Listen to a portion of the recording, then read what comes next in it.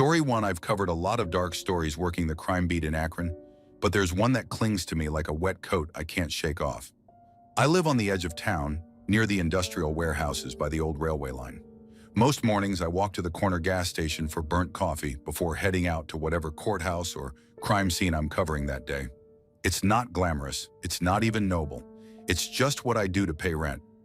That week, a mother was on trial for killing her 4-year-old daughter, drowned her in a motel bathtub while high on heroin. I wasn't even supposed to cover the case, but the reporter who usually handled court was out sick, and my editor texted me at 6:30 a.m. to grab it. It was only supposed to be a 300-word piece with a single photo, just enough for the local section. The motel where it happened wasn't far from where I live. I'd driven past it a dozen times. Gray siding, broken ice machine, the kind of place people go when they've got nowhere else to be. The father had been trying to get custody, but the mother kept vanishing for weeks at a time, so the little girl stayed with whoever could take her. It's the kind of story you get numb to if you do this job long enough. That morning, the courthouse hallways smelled like stale coffee and bleach. I was standing outside the courtroom doors with my camera, waiting for the deputies to walk her in. She came through the doors in an orange jumpsuit, wrists cuffed, ankles chained. Her hair was dirty blonde, hanging in strings, her face thin and pale. I lifted my camera to get the shot, thinking about how I'd need to crop it later to hide the clutter of people behind her. She looked up and locked eyes with me, and she smiled. It wasn't a smile like she recognized me or was embarrassed. It was a slow, dead smile that didn't match her eyes at all. They were pale blue and flat, like water under ice.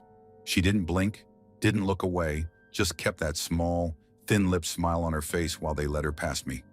I felt a chill crawl up my spine, and my hand actually trembled as I lowered the camera.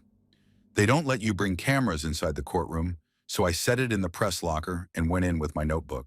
The father was there, sitting in the second row, crying quietly, his shoulders shaking. It was the kind of crying that sounds like air leaking out of a tire, hopeless and steady. I tried not to look at him because it felt like trespassing, even though I was there to write about all of it. They read the charges: second-degree manslaughter, endangering a child. The mother stood up to hear it, and she was still smiling. At first, I thought maybe she was high, or she didn't understand what was happening, but it was too controlled. She wasn't twitching or laughing. She just had that same thin, steady smile while she looked at the judge, the attorneys, the crying father, and me. It was like she was watching something we couldn't see. The father stood up when they finished reading the charges, and he yelled, "Why are you smiling?" His voice cracked, and the deputies moved toward him, but he didn't care. He just kept yelling, "Why are you smiling? Why are you smiling?" until they escorted him out. The mother never turned to look at him. She just kept that smile, eyes forward, almost like she was listening to something only she could hear. When the hearing ended, we shuffled out. I went to grab my camera from the locker and headed to my car to file the photos and a quick story before heading back to the office. I sat in the driver's seat with the engine off, reviewing the photos on the tiny screen, zooming in to make sure they were in focus. And in the frame, she was looking at me. I don't mean like she was facing the camera. I mean her eyes were directly on me, tracking, as if she knew exactly where I was standing. In every shot, her eyes found the lens, even in the ones where she was turning her head, even when the deputies were between us. Her eyes cut right through, staring straight at me with that small, dead smile. I started to feel sick, like I was being watched through the screen. I turned off the camera and dropped it onto the passenger seat. I could see my own reflection in the rearview mirror, pale and sweaty, breathing hard like I'd just run up the courthouse steps. I told myself I was rattled because of the father's crying, because of how the whole courtroom smelled like sweat and anxiety. I told myself I was overreacting. I started the car and drove back toward the newsroom, trying to push it out of my head. At a red light near the overpass, I glanced in the rearview mirror again. She was sitting in the back seat. I don't know how else to explain it. I didn't see her face clearly, not like in the photos, but I saw her shape, her thin shoulders in the orange jumpsuit, her stringy hair hanging down. She was sitting behind me, her head tilted, and I could feel her smiling. I didn't move. I couldn't. The light turned green, and cars started honking behind me, but I just sat there, staring into the mirror. She didn't move either. She just sat, watching me, smiling, while the honking grew louder, echoing inside my head. Finally, I slammed the gas and shot through the intersection, nearly clipping the curb. I drove straight back to the office, parked, and ran inside without looking back at the car. I didn't go back out until long after dark, when I finally convinced myself I had imagined it, that it was stress, that I was seeing reflections. But when I opened the car door, the air inside was cold, freezing cold even though it was a warm day. I checked the back seat and it was empty. Nothing there but my camera bag, but the cold stayed, lingering around my shoulders, settling into my bones. I filed the story. It ran the next morning, a small piece with one photo and a short blurb. The mother pled out a few weeks later. Story 2, I was working the night shift when I first heard about the house. A call came in, a woman whispering, barely breathing into the phone. "He's asleep. Please, please come." Dispatch almost missed it. Thought it was a drop call at first, but something about the way she spoke, how urgent but hushed, made them send a unit. That was the only reason she got out alive. When the guys brought him in, he looked normal. Regular guy. You wouldn't pick him out in a crowd. Not tall, not short, clean-shaven, tired-looking. But his hands told another story. Scarred knuckles, fingernails bitten down to nothing, dirt wedged deep into the cracks. He didn't fight when they cuffed him, just looked past them, blinking slow like he was bored. They found the woman curled in the corner of the bedroom, naked except for a sheet. Rope burns around her wrists. She didn't speak, just shook. And then the house. Jesus Christ, the house. I wasn't there for the first sweep, but I went in the next day when they called for more bodies. They needed people to go through everything, catalog evidence. I'd been on plenty of bad calls, dead junkies, suicides, bodies found in the woods. This one was different. The smell hit first. Not just rot, though there was plenty of that, something worse. The kind that clings to you, seeps into your clothes, stays in your nose for hours after you leave. Living room was normal. Worn-out couch, old TV, ashtray full of cigarette butts. But the bedroom, that's where the nightmares live. The bed was stained. Deep stains, old stains, layered on top of each other like a history of suffering. The walls had scratch marks, not just on the door, where someone might have clawed to get out, but high up near the ceiling, like someone had been dragged. We found the devices in the closet. I don't even want to describe them. Tree branches, wires, condoms stretched over jagged wood. Things made with patience, with intent. He kept them, cleaned them, reused them. We found bones in the backyard, shallow graves. Some were so old they crumbled when touched. Others still had flesh.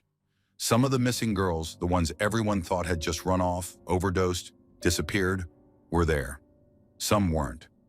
When they interrogated him, he didn't deny anything.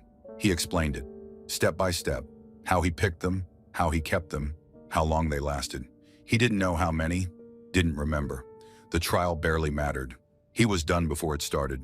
The only question was, how many more are still out there, buried in places we'll never find? Story 3. I've seen some nasty shit in my years as a journalist. Drug dens, abandoned hospitals full of squatters, crime scenes where the blood was still fresh. But nothing prepared me for the smell of that house. It was early winter, the kind where the cold seeps into your bones, and I was sent to cover a human interest story about an eviction. The woman had been living in filth for years, ignored by neighbors, forgotten by the system. A classic hoarder. The government had finally stepped in, and today was the day they were clearing out her house. I arrived an hour before the eviction with my camera, knocking on a door that barely looked like it could hold itself up. It took a while, but eventually I heard movement inside. Shuffling, something being dragged. Then the door opened, just enough for me to see one bloodshot eye staring out. "You're the journalist?" she rasped. I nodded. "Can I come in?" She hesitated but then stepped back. And that's when the smell hit me. I gagged. I tried to play it off, but my eyes watered instantly. It was a mix of ammonia, rotting food, and something worse, something deeper, like a wound left open for too long. Inside the house was a labyrinth of garbage, towers of old newspapers, plastic bags stuffed with clothes, broken furniture stacked to the ceiling. The floor was nearly invisible beneath the debris. I lifted my camera instinctively, but she grabbed my wrist with surprising strength. "Not yet," she said. "Let me show you." She led me deeper in, past piles of junk that seemed to move, like something was alive beneath them. Every step sent things skittering away. Rats, maybe. I didn't want to know. Then I tripped. Something small rolled under my foot, sending me sprawling into a stack of moldy blankets. I scrambled up, heart hammering. When I looked down, I saw what had nearly broken my ankle, a tiny, dust-covered roller skate, the kind a kid would wear. "Careful," she muttered.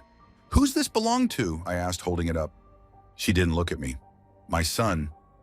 "Where is he now?" She was quiet for a moment. Then, 40. I stared at the skate, at the way it looked like it had been sitting there for decades, undisturbed. Then I heard it, a faint rustling from one of the rooms ahead. "You live alone?" I asked carefully. She nodded. "Just me. And the chickens." I didn't think I heard her right. "The chickens?" She gestured toward a door. "In there." I didn't want to open it. I knew whatever was behind that door wasn't going to be normal, but she was watching me, waiting. So I pushed it open. The smell that hit me made the rest of the house seem like a spring meadow. I staggered back, covering my nose. Inside, the room was lined with cardboard boxes, stacked floor to ceiling. They shifted ever so slightly as if something inside them was moving. And then I heard it, a soft, wet clucking. I took a cautious step forward, lifting my camera. The lens focused on one of the boxes. It was darkened at the bottom, soaked through with something thick. The smell of rot was overwhelming. Then from inside one of the boxes, something moved. Not just moved, scratched. A frantic, desperate sound. Claws against cardboard. I turned to her, my voice shaking. "What the hell is this?" She tilted her head. "I keep losing them, so I keep them safe." I swallowed. "Safe?" She stepped past me, running her fingers along the edges of one of the boxes. "They get confused, you see. I have to remind them where they belong." She lifted the lid. For a moment, I couldn't process what I was looking at. There was a chicken inside, or at least something that used to be a chicken. It was alive, barely.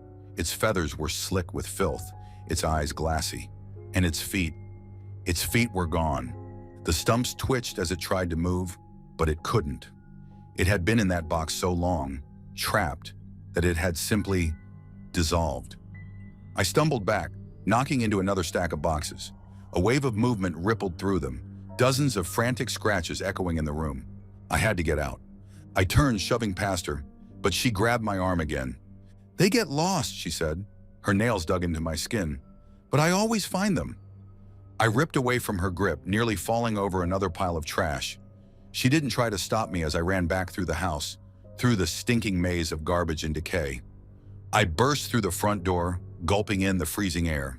The street was empty, the eviction crew still setting up further down. I turned back, half expecting her to be standing in the doorway, but she wasn't. I stood there for a long moment, trying to process what I'd just seen. Then from inside the house, I heard it. A roller skate, rolling slowly across the floor. I left. I didn't even wait for the eviction. I told my editor I couldn't do it. Let someone else film it. Story 4. I never wanted to do paranormal stories. I was a crime journalist, the kind that thrived on police reports, court documents, and interviews with people who didn't want to talk to me. But when my editor assigned me to cover an old abandoned hospital rumored to be haunted, I didn't argue. Not because I believed in ghosts. I didn't. I just needed the paycheck. The hospital was St. Vincent's, a massive facility that had shut down in the late 80s. It was in a part of town no one had any reason to visit anymore. Boarded up houses, cracked streets, street lights that hadn't worked in years. The city had forgotten it, and honestly, so had most people. Until rumors started circulating. Strange noises, faces in the windows. A group of urban explorers claimed they heard babies crying inside. Another swore they saw someone standing in a third-floor window. Except when they checked, there was no floor there anymore. The place had become a legend. I wasn't going in alone. I had a photographer, Mark, and a local paranormal investigator named Todd, who had somehow convinced his team to join us for the night. 5 of us in total. The city gave us permission to enter. No one had been allowed inside for years, not legally anyway. They warned us about asbestos, about the collapsing floors, about the mold, but they never warned us about anything else. We met just before sunset in the parking lot. The building loomed over us, its windows black and empty. The entrance had been sealed with a rusted metal door, but Todd had gotten keys from someone in the city. He hesitated before unlocking it. "Last chance," he said, half joking. No one laughed. Inside, the air was thick with dust and the scent of decay. Our footsteps echoed down empty hallways. Peeling paint curled from the walls like dead skin. The hospital was dead, but it didn't feel empty.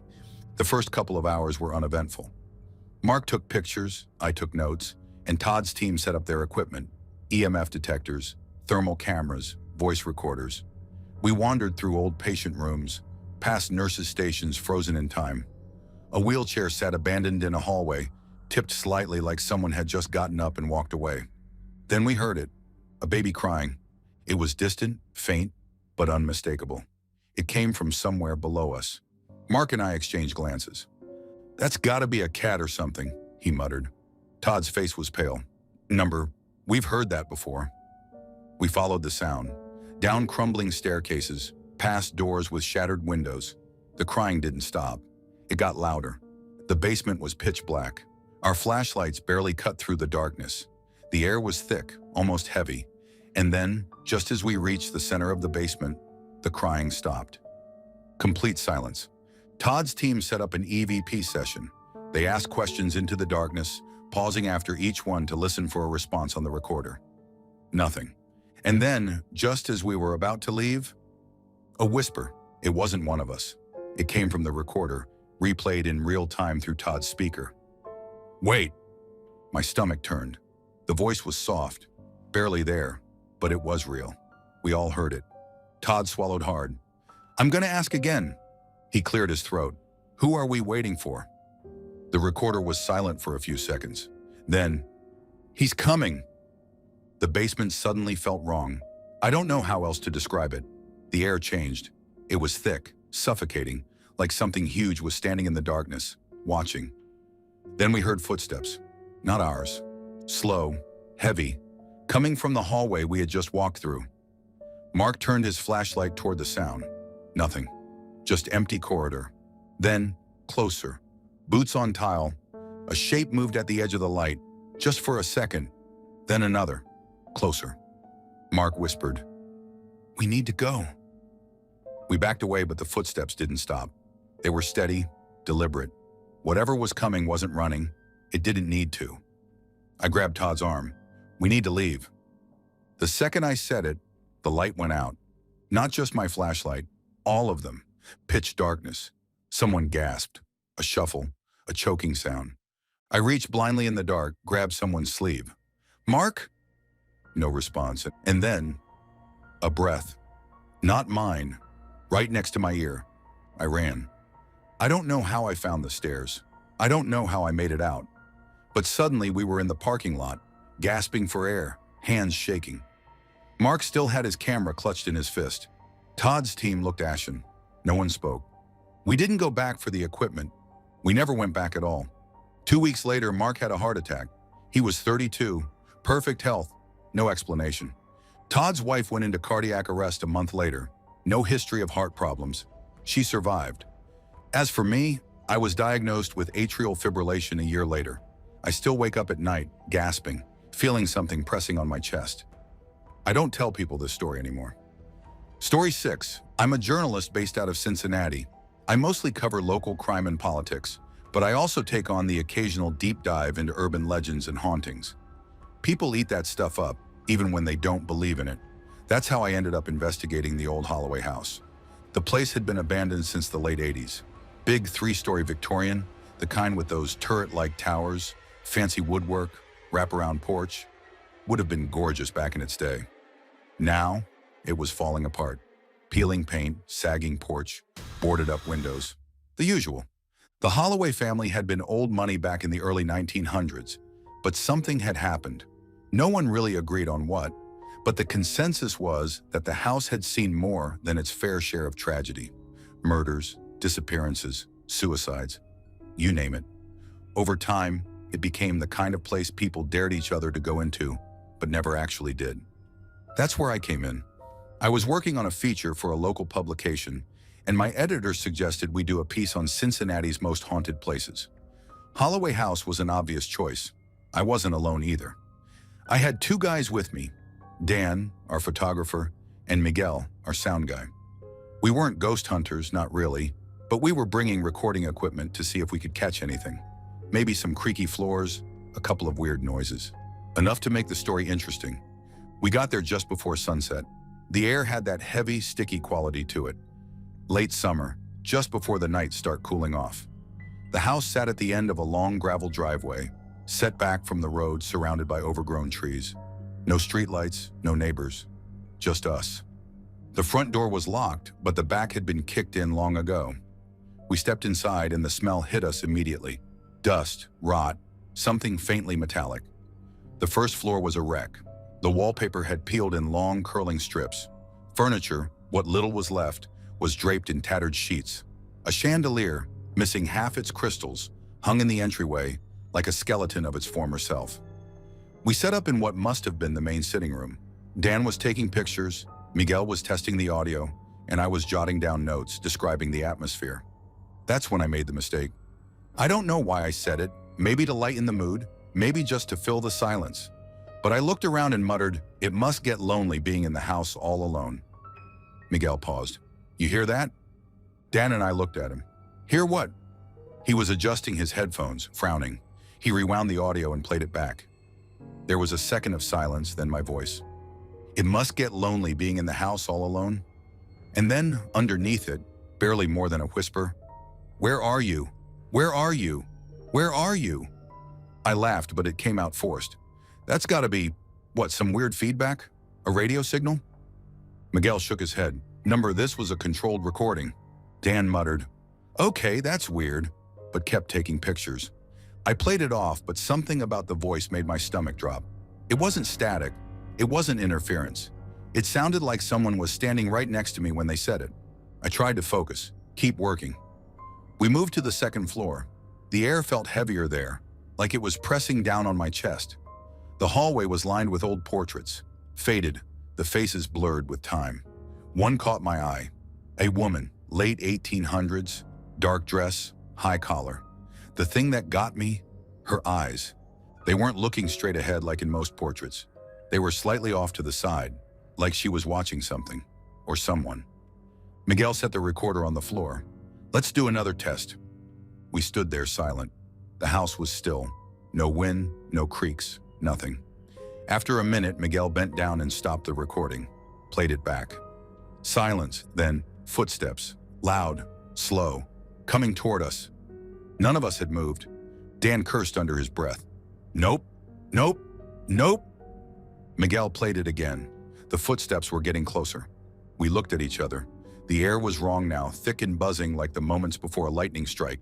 And then, slam, a door at the end of the hall. Hard enough to rattle the walls. That was it. That was the moment. We were done. We didn't check the door. We didn't stay to investigate. We grabbed our equipment and ran. I don't even remember getting to the car. Just that we were suddenly inside, slamming the doors shut, peeling out so fast the tires kicked up gravel. No one spoke on the drive back. Story 7. I used to work as a journalist for a local paper. Not one of the big ones, just a small-town publication that mostly covered council meetings, charity events, and the occasional crime blotter. The kind of place where everyone knew everyone. But every once in a while, we'd run a piece that got people talking. The kind of story that lingered. The haunted farmstead was one of those. It was an old property on the outskirts of town, about 6 miles past the last gas station. People had been talking about it for years. Stories about shadow figures, strange noises, livestock dying in unnatural ways. The previous owners had abandoned it decades ago, leaving the house and barn to rot in the elements. A few locals tried to live there after that, but none lasted more than a couple of months. The last person who lived there, some guy named Richard Halverson, had gone missing in the 90s. They never found his body. I was assigned to write a Halloween piece about it, a fun, spooky feature. I interviewed old-timers, local historians, even a couple of teenagers who claimed they went there on a dare and heard whispers. Standard small-town ghost story fare. But something about it stuck with me. Maybe it was the way people talked about it, like the place was still watching them. Maybe it was the fact that no one ever really explained what made them leave. They just left. So one night, I decided to go see it for myself. I didn't tell anyone I was going. Just grabbed my notepad, a flashlight, and a thermos of coffee, and drove out there around 11 p.m. It was late October, cold enough that my breath fogged up the windshield. The drive was uneventful, But as soon as I turned onto the long gravel driveway leading to the house, something felt off. The headlights swept over the house as I pulled up. 2 stories, warped wooden siding, windows dark as a dead man's eyes. The front door hung slightly open, creaking as the wind nudged it back and forth. The barn stood about 30 yards to the right, half collapsed, its roof caved in. I killed the engine. The silence was immediate. It's hard to explain what it felt like sitting in that car, staring at the house. It wasn't fear exactly. It was something heavier, like the air itself was pressing down on me. I got out. The gravel crunched under my boots. The wind had stopped completely. No bugs, no rustling trees, no sound at all. I should have left. Instead, I stepped onto the porch. The wood groaned under my weight. I pushed the door open the rest of the way, and my flashlight beam cut through the dust hanging in the air. The inside was worse than I expected. The living room was filled with broken furniture, old newspapers scattered across the floor. The wallpaper had peeled away in long, curling strips, revealing wood beneath that looked almost burned. I walked deeper inside. My footsteps felt too loud. The kitchen was trashed. Cabinets torn open, drawers missing, a rusted-out stove in the corner. A single wooden chair sat in the middle of the room, facing the wall. And then from somewhere upstairs, a single, deliberate footstep. I froze. It wasn't the house settling. It wasn't the wind. It was a step, a person's step. I turned off my flashlight. I don't know why. Instinct, maybe. I stood there in the dark, listening. Nothing. Then, another step, closer this time. I backed toward the door, keeping my breath shallow. My heart was slamming against my ribs. Creak. The sound of a floorboard bending under weight. Right at the top of the stairs. I turned and bolted. I was halfway across the living room when I heard it. A voice, low, ragged, almost wet-sounding. It said one word. Wait. Nope. Number. I ran. Flew out the front door, down the steps, across the yard. My car was right there. But in my panic, I had parked too damn close to the house. I had to get the keys out. Had to get inside. Had to... Bang! The sound of something hitting the porch. Hard. I didn't look back. I yanked the door open, threw myself inside and slammed it shut. The second the locks clicked, I saw it. The front door of the house, the one I had just run out of, was closed. I had left it wide open. My hands were shaking so bad I almost dropped the keys. The engine roared to life. Headlights flashed across the house again. The door stayed shut. I reversed so fast my tires kicked up gravel. I never looked in the rearview mirror. I didn't want to see. I just drove. I quit the story the next day. Told my editor I didn't have enough material, that it was all just urban legend nonsense. He didn't push me on it. I don't know what I heard in that house. I don't know what waited for me at the top of the stairs. But I know one thing for sure. The stories are real. Story 8. I used to work for a small but well-regarded local newspaper in a mid-sized town. You know the kind, where everyone knows everyone, but there's just enough population for scandals to bubble up without exploding onto national news. It wasn't the biggest job in journalism, but I liked it. I liked chasing stories, getting leads, and uncovering things people wanted to stay hidden. That's how I got tangled up in the worst story of my career. It started with a tip from a former coworker, just a casual mention over beers. Hey, did you hear about the women's golf coach at the college? I hadn't. He leaned in, lowering his voice. He, messed with one of the girls on his team. It's bad. People are trying to keep it quiet. I asked for the coach's name, and he gave it to me. That was enough to get me moving. The college was about 15 minutes from my apartment. I showed up unannounced, wandering through the athletic department like I had a reason to be there. I asked a few harmless questions, just to gauge reactions. A secretary pretended not to hear me. A couple of students who were talking near the main office suddenly got quiet. Then I got pulled into the office of the athletic director. He was a heavyset guy with a graying buzz cut, wearing an old team polo that stretched tight over his gut. He gestured for me to sit. "You're asking about Coach Wilkins?" I nodded. "Why?" I told him I'd heard a rumor. That was it, a whisper. I didn't even have the girl's name at that point. The guy sighed, rubbing his face. He hesitated just a little too long before speaking. "Look, man, there's nothing to it. Wilkins already resigned. You should let this one go." That was the moment I knew it was real. If there was nothing to it, he wouldn't have cared. He wouldn't have dragged me into his office or made such an effort to shut me down. And why had Wilkins resigned if nothing had happened?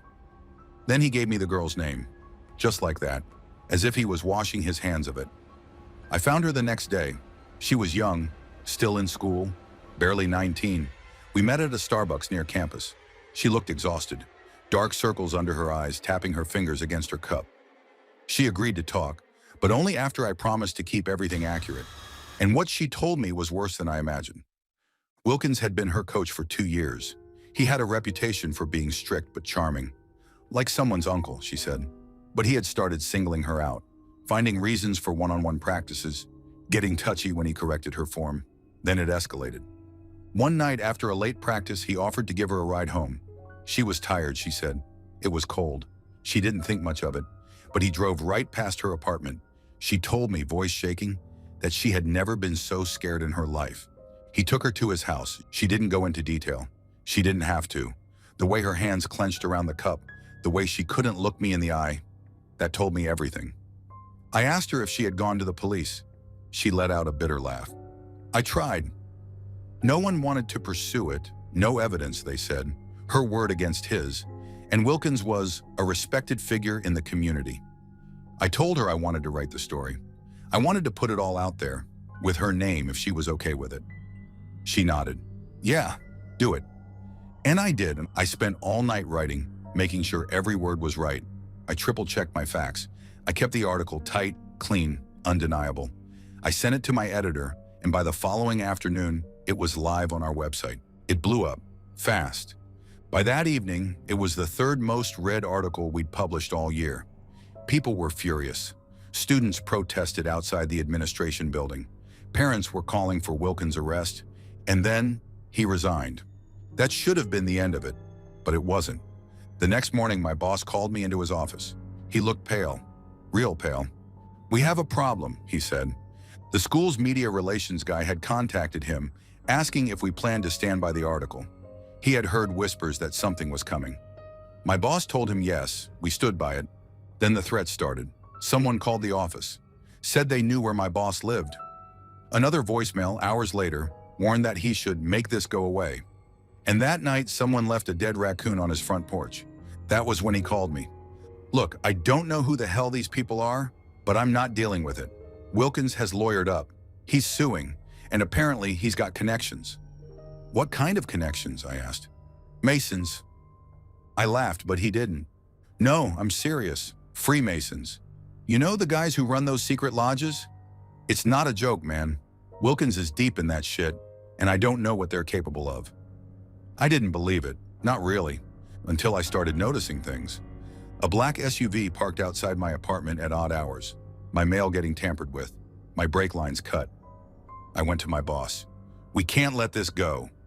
He looked me dead in the eye and said, we already did. The deal was simple. We pulled the article, we disavowed it. Wilkins dropped the lawsuit and the Masons backed off. I fought it, I yelled, I threatened to take it to a bigger paper, but I was scared. And when I got home that night, there was something nailed to my door, a piece of wood. Burned into it were 2 words, stop digging. I packed a bag and left town for a while. When I came back, the article was gone. It was like it never existed. Wilkins had disappeared, moved out of state, his wife divorcing him. The college pretended like it had never happened. Story 9. I was an intern at a paper in Vancouver, fresh out of university, still idealistic about journalism. You know the type, thinking I'd be the next Woodward or Bernstein, exposing corruption and shaking up the establishment. Reality set in quick. Most of my work was rewriting press releases and fetching coffee, but I kept my ears open for anything interesting. One morning, the newsroom was buzzing. Police had found a body in Stanley Park, a woman, early 40s, well-dressed, no ID. The cops were holding a press briefing, and since all the senior reporters were busy, they sent me. It was routine at first. The police spokesperson, a guy named Inspector Dale, stood stiffly behind a podium, reading the usual prepared statement. The Vancouver Police Department is actively investigating the death of an adult female whose body was discovered in Stanley Park early this morning. At this time, we are treating it as suspicious. There is no immediate threat to the public. We encourage anyone with information to come forward. Same old script. The reporters threw out questions. Any suspects? Number, cause of death? Pending autopsy? Did she have a phone? Wallet? Anything to identify her? No comment. Then someone at the back of the room spoke up. A man in a faded brown jacket, maybe in his 50s, unshaven. I hadn't noticed him before. Is she connected to the Vancouver Club? The room went dead silent. Inspector Dale's expression didn't change. We're not discussing any specific affiliations at this time. The man didn't back down. Is it true her husband is a member and that she was one too? Two cops moved quickly, not in an obvious way, no grabbing him or forcing him out, but they flanked him, one placing a firm hand on his shoulder. I couldn't hear what they whispered, but the message was clear. Shut up. The man pulled his arm away, muttering something, and left the room. The press conference wrapped up soon after. I followed him outside. Something about the way the cops reacted made my skin crawl. He was standing by the curb, lighting a cigarette with shaking hands. Up close, I could see his eyes were bloodshot, his fingers yellowed from nicotine. You a cop? He asked without looking at me. Number reporter. Intern, actually. He let out a dry laugh. Intern, huh? That means you're still stupid enough to be curious. What was that about? The Vancouver Club? He took a long drag and exhaled through his nose. Forget it. You won't print it. No one ever does. I hesitated. Try me.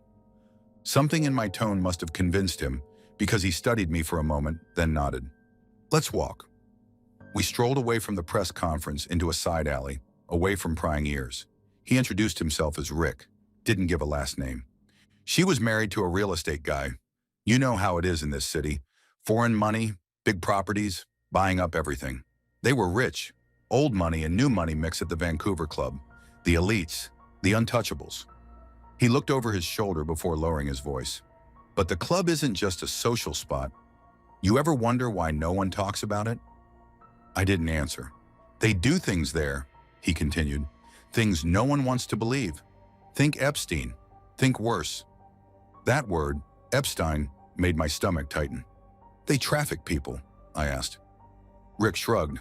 Not my theory, but I knew a lawyer years ago who started asking the wrong questions. He got disbarred. Then he disappeared. Cops never looked into it. Disappeared as in gone, he said flatly. Left a note saying he was moving back east. No one's heard from him since. I felt a prickle at the back of my neck. And you think this woman got too close to something? He flicked his cigarette to the ground. And now she's dead in Stanley Park. I tried to push down the growing unease. You have proof? Rick laughed again. If I had proof, I wouldn't be standing here talking to you. I'd be 6 feet under. He patted my shoulder. Do yourself a favor, kid. Let it go. He turned and walked away. I stood there, heart pounding. It was easy to dismiss him as some conspiracy nut, but I couldn't shake the way those cops reacted. That wasn't normal. I spent the next few hours digging. The woman's name eventually leaked, Elaine Wu, married to a developer named Thomas Wu, who sure enough was a longtime member of the Vancouver Club. No prior criminal record, no history of mental illness, no reason for her to end up dead in a park. That night I stayed late at the office. Most people had gone home, and the newsroom was quiet except for the hum of fluorescent lights. I was reading an article about the club's history, how it was founded in 1889, how it was strictly invite only, when my phone buzzed. Unknown number. I answered. Hello? Nothing, just breathing. Hello? I said again. A click, then silence. I hung up, unsettled. I told myself it was probably a wrong number, but a few minutes later, my screen lit up again. Another unknown number. This time I didn't answer. I stared at my laptop, suddenly hyper-aware of how empty the office was. The street outside was quiet, just the occasional headlights passing by. Then from the far side of the room, I heard something, a soft creak, like a chair shifting. I looked up. The bullpen was empty. I stood slowly. Hello? No answer. The air felt thick. My pulse thudded in my ears. I grabbed my phone, took a shaky breath, and forced a laugh. Jesus, I'm getting paranoid. That's when I saw it. My computer screen flickered. The article I had been reading was gone, replaced by a black screen. Then words started typing. One by one, stop digging. I felt cold all over. The keyboard wasn't moving, the mouse wasn't clicking, but the words kept appearing. Final warning. I slammed the laptop shut. My breath was coming fast. I grabbed my bag and bolted for the exit, shoving through the glass doors and into the street, where the city lights at least made me feel like I wasn't alone. I didn't go back to the office that night. I didn't sleep much either. Some things I realized you don't investigate. Story 10. I was an intern at a nonprofit investigative group that covered corruption and forced disappearances. It wasn't a flashy job, just me, a desk covered in case files, and a barely functioning laptop. But I believed in what we were doing. People were vanishing, mostly activists, and no one was doing a damn thing about it. At the time, I was working on a piece about a new law that would allow government officials to be named as respondents in disappearance cases. It was a big deal. Before this, families would file reports, and the government would pretend they had nothing to do with it, even when the missing person was last seen being dragged into an unmarked van. Two of the cases I looked into were Carla Ramirez and Anika de la Cruz, both university students, both outspoken against a land development project that would have displaced thousands. They disappeared within a week of each other. Witnesses said Carla was last seen leaving a cafe near her school. Anika had just finished a protest rally. Neither of them made it home. We had a few leads, whispers of unmarked SUVs, threats they'd received before they vanished. But there was one that stood out.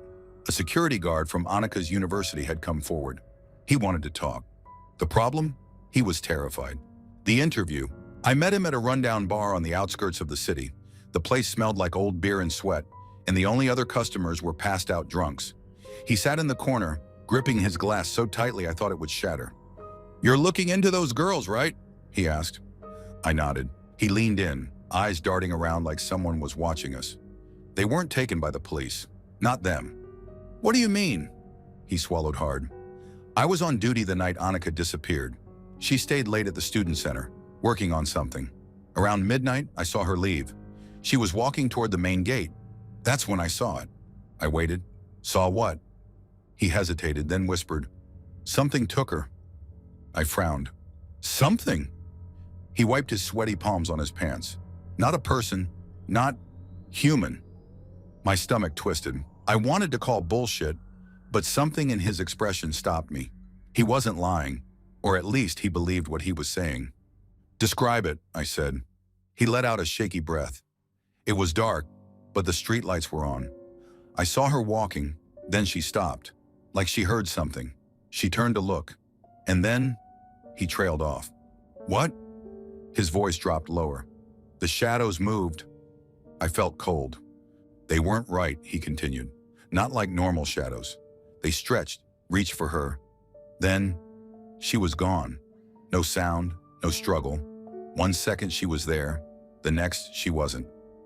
Silence. I wanted to tell him he was imagining things, that stress and fear could play tricks on the mind. But I thought about all the other disappearances, the ones with no witnesses, no evidence, no struggle. It didn't make sense. I pressed him for more, but he refused. "I shouldn't have told you this," he muttered, then got up and left without finishing his drink. The street where she vanished. That night I went to the place Anika had disappeared. I told myself I just wanted to see it for myself, to confirm there was nothing strange about it. It was empty.